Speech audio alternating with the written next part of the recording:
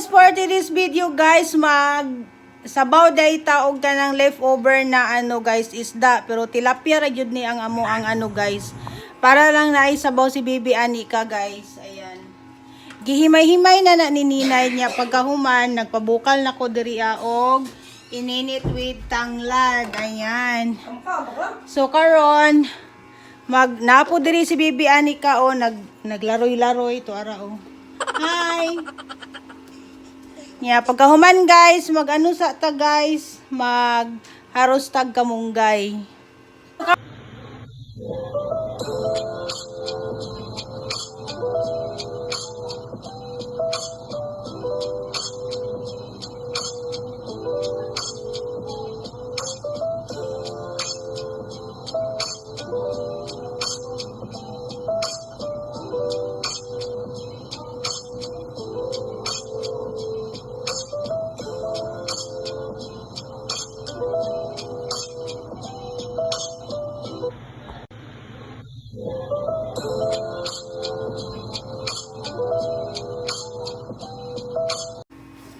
So guys, nagbukal-bukal na siya guys.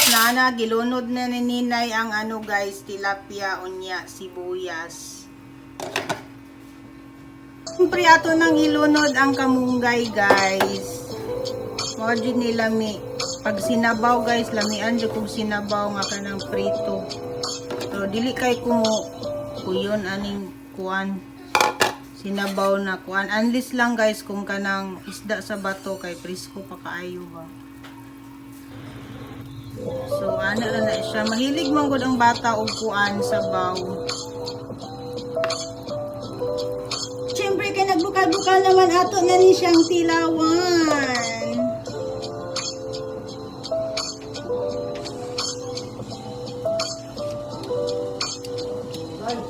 Sabang man. Ay, tama na lang. Padig sarap na lang ninay.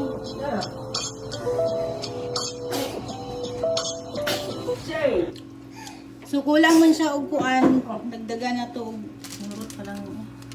Magic.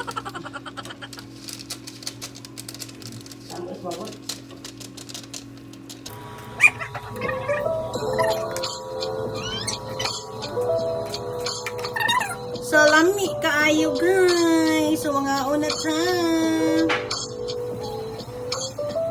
So, kay naluto naman guys. So, pakauno na nato si Bibi Kulot guys. Ayan. Thank you for watching guys. Yun lang muna for today's video. Bye-bye. See you next vlog.